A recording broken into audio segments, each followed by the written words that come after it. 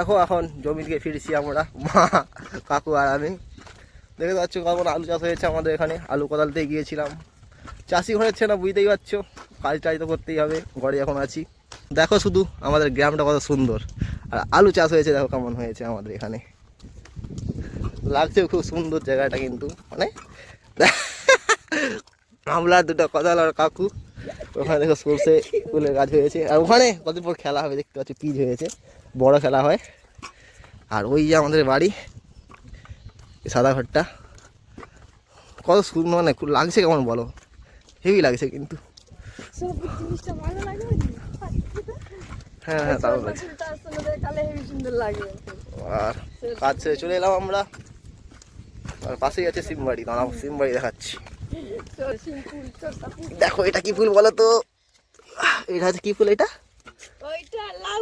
লাউ ফুল, এই হচ্ছে সিম। আর দেখো সিম ফুলটা দারুণ দেখতে কিন্তু। সিম হয়েছে, সিমের গাছের অবস্থা শেষ, এবার সিমের অবস্থা শেষ হয়ে গেছে, কারণ 3 মাস হয়ে গেছে। দেখো সিম ফুলটা দেখো কত সুন্দর।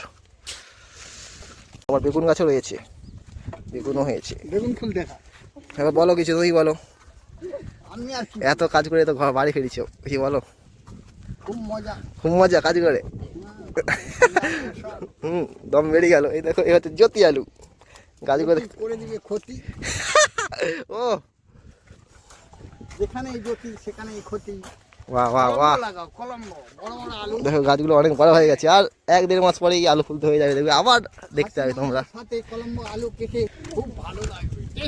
ঠিক আছে, আজকের জন্য ছোট মিনি ব্লগ হয়ে গেল একটা ছোট করে। টাটা, তাহলে টাটা, বাই বাই।